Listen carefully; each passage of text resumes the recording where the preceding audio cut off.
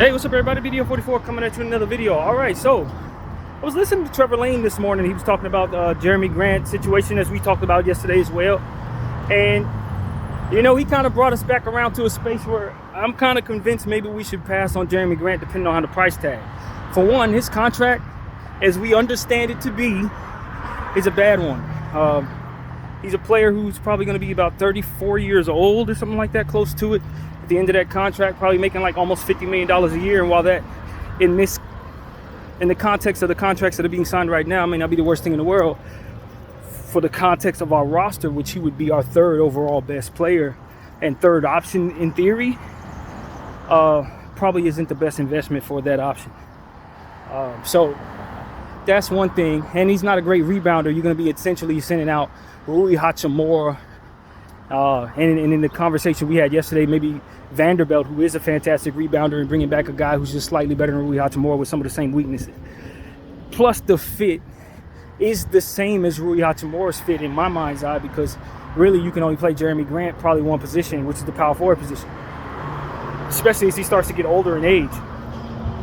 We see that a lot with guys who play the small forward position as younger guys, and then as they start to put on weight, they can't keep up with the fast small forwards anymore. You have to play them at the four. So that's kind of the dynamic we have with Rui, as to where he's not expected to rebound very well, though I think the room for improvement in that area is there.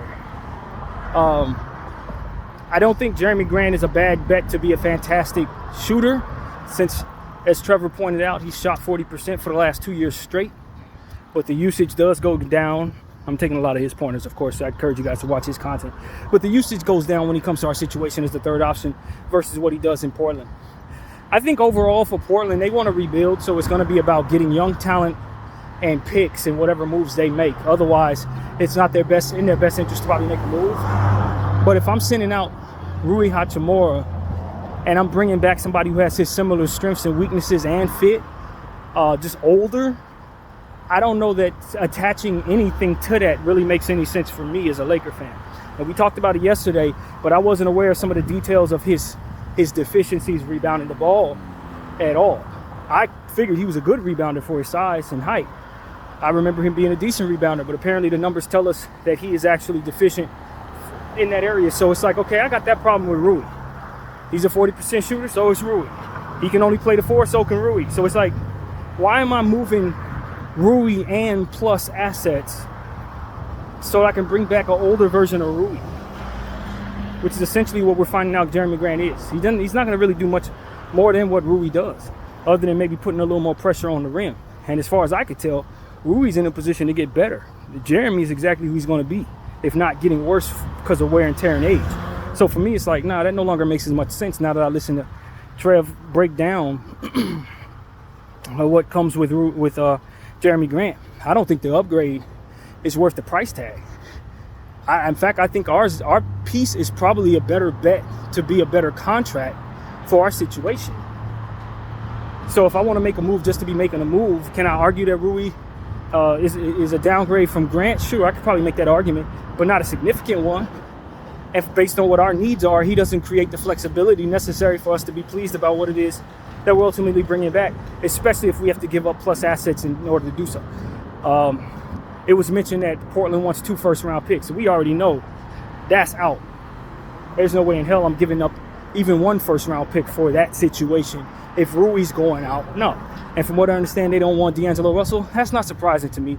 And although people are making the argument that that's a sign that D'Lo is a non-covetable piece, not necessarily when it comes to Portland and their point guard situation. No. They have Anthony Simons on a massive contract. They just got Scoot Henderson with a 3rd overall pick last year. I don't see a need for a point guard there, especially one like D'Lo, who's going to have some issues with defensive things and things like that. They seem like they're trying to put together a defensive team, so I don't think D'Lo fits in their situation at all. And you would have to find a third team for him. I think you'd find one in Brooklyn. I think Brooklyn may be interested, although I've made the argument that maybe they don't have the same interest they did now that they've moving on from Bridges and brought back a bunch of picks. Now it's time to kind of tank for a flag. So I don't know that D'Lo is a player you want to tank with, although some of his deficiencies are in the playoffs. So in theory, you probably want him for a regular season. But who team What team do you know of would want a player that is going to be good in the regular season and expected to fall off a cliff in the playoffs? There's no market for that player at all. Because the teams that want to tank don't need D'Lo at all to booster any damn thing if they're trying to tank. And players, teams who need to be making the playoffs, if he's a deficient playoff piece, then why the hell am I bringing him in? So it just doesn't make any sense for really most teams, I'd imagine.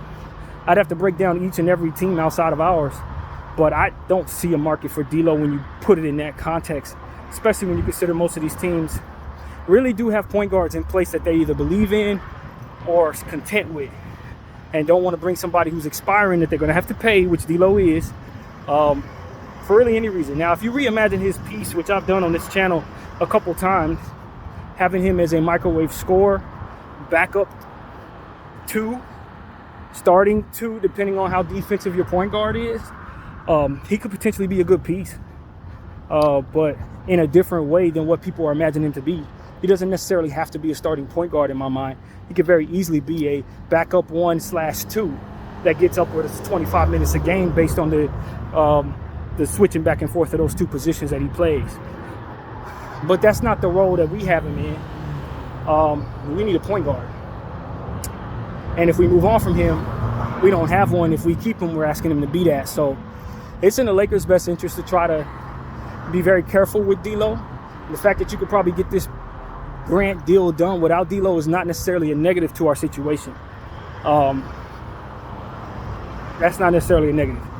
What is a negative is what Portland likely wants, which is Rui and 2 firsts, along with whatever salary match would be necessary, likely Gabe Vincent, likely Vanderbilt. So you're sending out a starter for your squad in Rui Hachimura and 2 first-round picks, your own first-round picks, which means you can't necessarily shift into tank mode if for some reason LeBron wants to retire.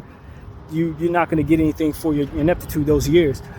All of that just, for me, is just not worth Jeremy Grant in the end, especially when his contract's not favorable. Even if he had a great contract, I still wouldn't necessarily be excited about that. But the fact that he's on a negative contract, that's a patsy trade for yourself. It really is. Now, if they want to take those 2 picks out of it, you know what I mean? Then it's like, all right, maybe it loops back into being something you might be interested in. But the problem is, you're still on the hook for paying him $47 million on the final year of that contract, or whatever it would be. I'm not sure it's 47, but it's up.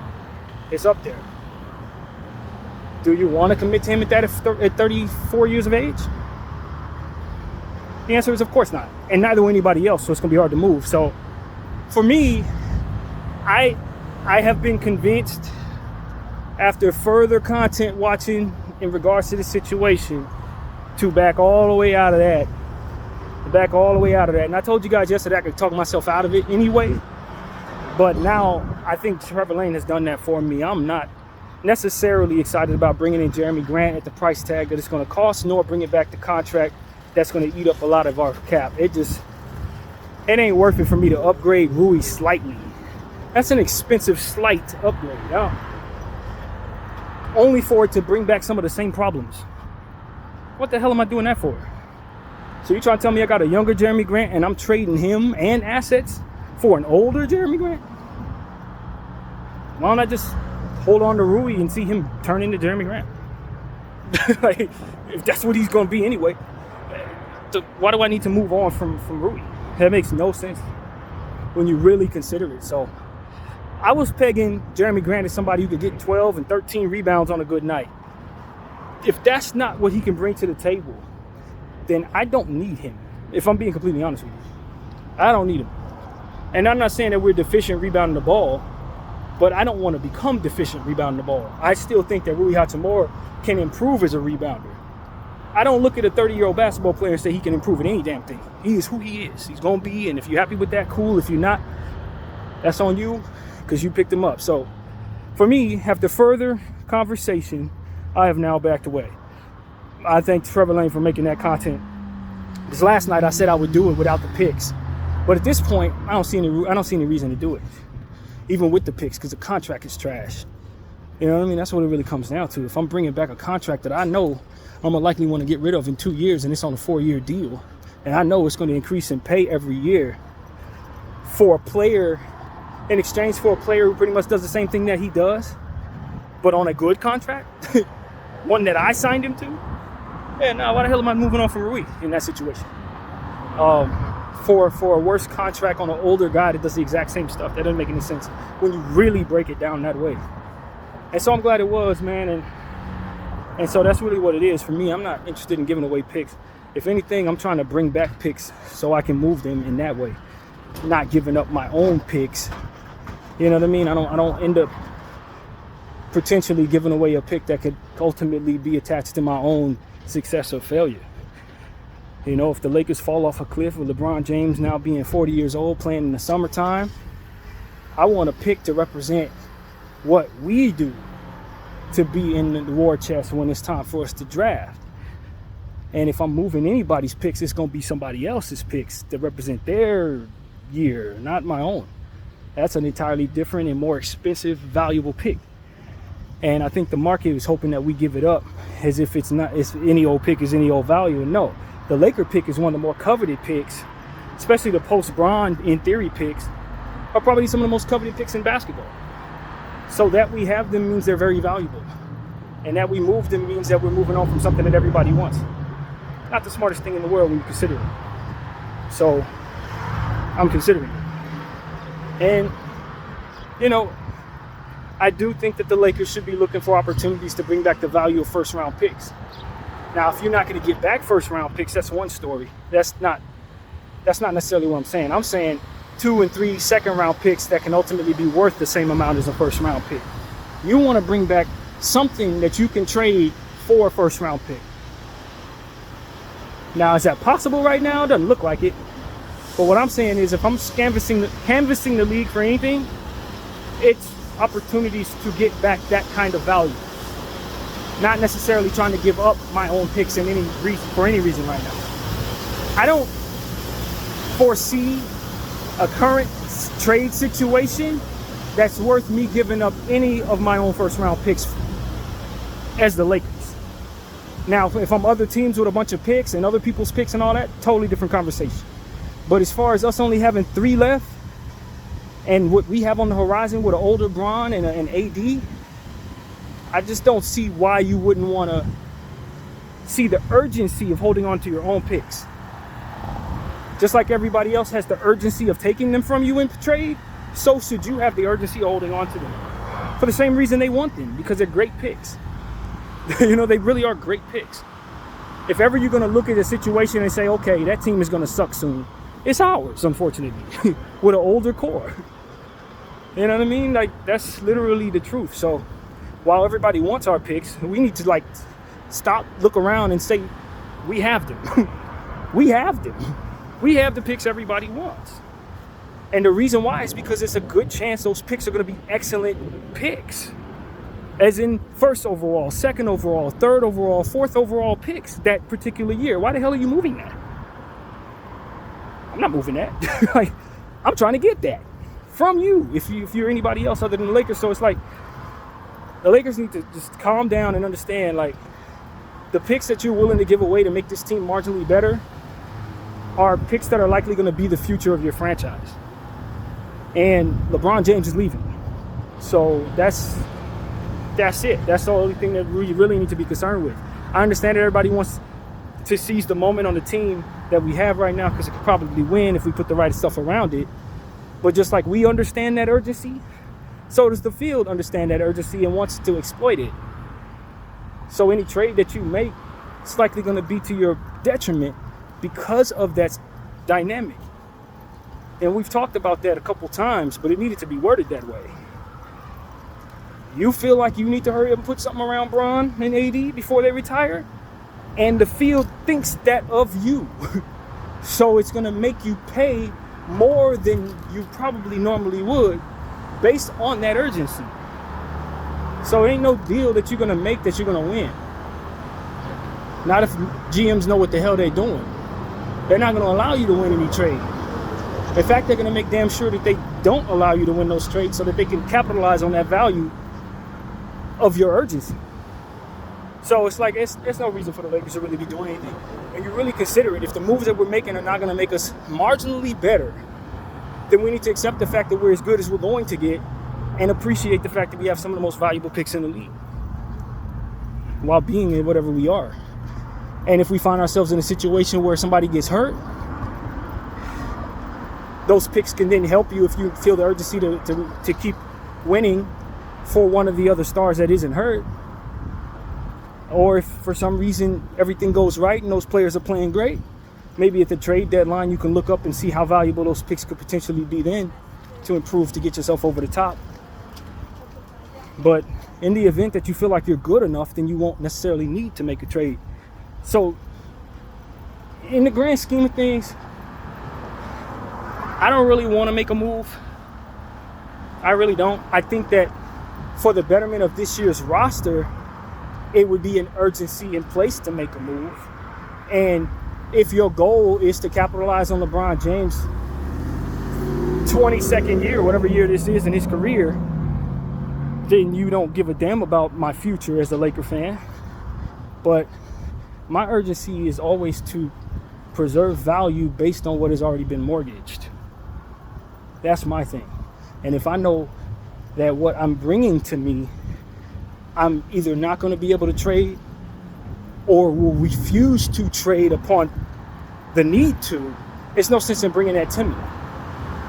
You know, we already have so many picks condensed into 2 players that we hope to retire in our uniform, which means you're not going to get the value of those picks in any way, shape, and form if your dream comes true. AD retires a Laker, Bron retires a Laker. So all the picks that they worth, you never see. If you're going to bring yourself another piece that you're going to have that same urgency to keep, then that's more value that you're never going to be able to turn into anything unless you move on from it, as to which you're not going to want to. So if you're not going to want to, why take the value that it's worth in things that you are willing to move to bring yourself something that you know you're not going to want to move? That's why I'm concerned about us bringing ourselves another star, because the reality is the Lakers ain't going to want to trade that star. And they're not going to be able to find the value anywhere else in their war chest to make it so that that player can have the stuff that it naturally will need to win. So what ends up happening is, in your reluctancy to trade that piece, you end up losing that piece because they're going to sign with somebody else the moment they have an opportunity to, because they're not going to be playing on a good Laker team, in theory. That doesn't have to go that way, but you don't want it to go that way, and you don't open up the door for it to go that way by bringing yourself something that you're going to refuse to trade when you already have 2 massive valuable pieces in Bron and AD that you're going to refuse to trade. You see what I'm saying? So it's like, if you can't get better with your Gabe Vincents and your Rui Hachimuras and Austin Reeves, and you refuse to trade AD, you refuse to trade Bron, then that's the equivalent of being broke, because everything that can otherwise get you something is not, you can't do anything with. It's not valuable. So eventually you're going to have to part ways with stuff that your fan base is going to fall in love with, players that you're going to want to put in the rafters someday. You're going to have to part with those players in order to reset your situation. I would rather have stuff that I'm comfortable parting ways with, that I know is going to be valuable enough to net the return necessary, than bring myself some player that I'm absolutely going to love, that I know damn well is going to be pulling teeth when it's time to rebuild and reset. You understand what I'm saying? So these are things that Rob Pelinka is responsible for. He has to foresee when maneuvering with our stuff, with the Lakers, picks and players. You have to be able to kind of foresee an opportunity to just avoid certain bad scenarios that are going to leave you looking like the bad guy, and that are going to leave you desperate in the eyes of those you're negotiating with. They know you don't want to do this, so they're going to bring the price up to force you to do it anyway, or to force you to do something else since you refuse to do this. And so these are the circumstances we need to get out of. And the best way out of those situations, in my opinion, is to really not necessarily engage in the market while it thinks this way of you. Really not engage in the market while you're desperate. The Lakers right now have the 2 best players in Team USA, arguably. Bron and AD are playing the best ball in the Olympics right now for our USA team. So the urgency for us is to try to bring enough to them so that they can win. But there's two things I want to attach to that thought. One is what I just said over the last 10 minutes, that the league too knows that you probably have that urgency. Every team knows you have that urgency and make it hard for you in trade. And the second thing is, because they're playing at such a high level while everybody else is resting and they're older, I could argue that's a sign that they're not going to have the energy to make it through the season. So while you're doing everything you can, assuming they're going to play at this level for the next 82 games after these Olympics, I could argue that the Olympics is eating away at the energy that they would otherwise have for you to play 72 games or 68 games or whatever it would be in your best case scenario. So it's like, them playing extra basketball is not encouraging to me when they already 10, 11, 12, 22, 23 years in. That's a sign that it may be a bad risk to go all in for them because they're older and they're playing ball right now. You know what I mean? So it's like there's a lot of different ways to look at these things. And I think if you're not taking into account all different areas of what it is that there is to see, you're going to mess around and find yourself regretting whatever it is that you do. And the market's going to make sure of it based on the scenarios already said. So that's my thing. The Lakers need to just breathe, be comfortable with the understanding that your team is not horrible and you can't get good enough to make a marginal difference, but you can decrease in the value of what it is you have to the point where you're hurting yourself even further in regards to negotiations and the overall value of what you have. You can do more damage to your overall situation than adding to your team to get good enough, is what I'm saying. It's what I've been saying for the last 3 months. And so while there are some things that probably need to be done, like moving D'Angelo Russell for a more solidified contract, you know what I mean? Somebody who's on a 2 or 3 year deal to kind of make it so that we don't have urgency at the trade deadline to take on a bad trade before we lose him for nothing. Other than that, I don't find myself needing to really do too much. The D'Angelo Russell thing is tricky because he really is a talented player, and you're likely not going to get back anything of his value in trade for him based on his history, the circumstances surrounding him not playing well in the playoffs, his age. All these different things kind of play into why the market would try to lowball you for this particular player. Why, and teams not really having urgency to bring him in at all. So it's like, you probably best holding on to him, letting him play his value up, letting him get to a point where he has some really good games in the regular season, and then trying to strike it at his highest point. Likely understanding that you're going to take back less than you're happy with, but probably more than you're going to be able to take back at any other point. That's the understanding with the D-Lo piece. Nobody's ever going to give you what he's worth, but they can potentially give you more than what he's going to get on the market right now. Or maybe something could open up that maybe isn't available right now that would be more attractive to you. That's kind of what it is. Losing him for nothing, I don't really know the ins and outs of the collective bargaining agreement to see if there's anything positive about just letting his contract play out. I don't think there is, to be honest with you, but I'm not certain. Such a strange collective bargaining agreement we're working under right now. But, you got to weigh the options of what it is that's going to make you better versus hurting you really bad later on. And things that are just going to be of value that kind of aren't going to make you marginally good enough, even if you get it at the price you want. Taking on terrible contracts and not bringing back picks of someone from somewhere else. Those type of things are not going to let us get back to even in regards to our value situation, which is necessary. In the grand scheme of things, it's very necessary.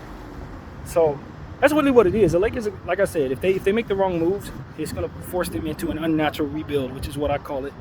When you have to move on from players you don't want to move on from because of the circumstances of you not being either good enough or trying to capture value for them, of which will basically come back down to you not being good enough to win with them. So, yeah, that's what a forced rebuild ultimately becomes. It's something that is not within your necessary desires. You don't want to do it, but it then becomes most necessary to do it. You don't want that. I think the best way to stay out of that is to probably stay where we're at right now. Not really do anything. Not really And so for those who have the urgency to make this team as good as it wants to be, you play right into the market's hands with hurting you in the long run. And I just see the fruit in not allowing myself to get hurt in the long run as a Laker fan. I don't think that's a better bet for me to give Bron and AD a chance to win another championship. I really don't. Because at the end of the day, what the market is telling us is they're good enough. What they're showing us in the Olympics is they're good enough. So you shouldn't need more than what you have to get the most out of yourself. Otherwise, it's going to cost you more than you can afford to let go of, which is going to hurt you in the future. It's the cost of being what would be defined as greedy, if you really consider it. You have enough. Bron and AD are the two best players in the world right now. You don't need so-and-so, whoever you're dreaming about. You don't need to complete the team, in theory, because they should be good enough to drag you there. And if they're not good enough to drag you there, then you should throw them back into the market so that they can get somewhere where they are in positions to be good enough as players, and you can get the requisite value for what they're ultimately able to net you. It's your responsibility. So either they're good enough or you let go of these two uber valuable pieces to put them in a position to win and get the market back to resetting where it's in your favor again. So that's really what it's all about. You got to understand what the market is trying to suggest to you. The market is suggesting to us that these two players should be good enough to drag what we have to a championship based on what they've accomplished in their careers, what they're worth on the market, and ultimately what the Lakers have already given up to receive them, especially in AD's case. That should be enough. Now, whether it's actually enough or not the market's problem. And that's what we have to understand. If the market's wrong about that, too damn bad is literally what the market is saying to you. Too bad, buddy. Like, this is what we think. This is what it is. You should be able to do it without making any more moves. Or give up Austin Reeves. Give up some of them picks. Stop being so staunch with other valuable stuff. Stop being so stingy with other valuable stuff is what the market's saying. All right, cool. You don't believe that our assessment is correct in these players being enough to get you where you want to go? Move on from that other valuable stuff so you can double down on that thought. That you know that they are good, not good enough, but can be if you move that, if you have more. Okay, give up more. You believe in them that much? Throw more in. That's what the market's telling you. I'm telling you, the thing speaks. It speaks its own language. And if you're able to understand what it's saying, then you know how to move within it. If you don't know what that market is telling you, then you could probably do some stuff that ultimately swallow you up. It will correct you. It will correct you. You ever heard of a market correction in the stock market? It will correct you. Exactly that. And so that's really what it comes down to. I think the Lakers need to just stand still. We don't believe the market's assessment of AD and Bron being enough is enough, but we certainly don't believe that us giving up, doubling down on that is also within our best interest at all. What we need to do is get better at a discount, and that circumstance is not available in the market we're in. Now, if somebody else does something to shake up their own scenario and the reading of the market of them, maybe we can capitalize on that. But as of right now, nothing like that's going on that we can capitalize on. All eyes on us to make a move based on the urgency, and it's not in our best interest to make a move. So, stand still. Video 44. I'll thank you for watching. Now.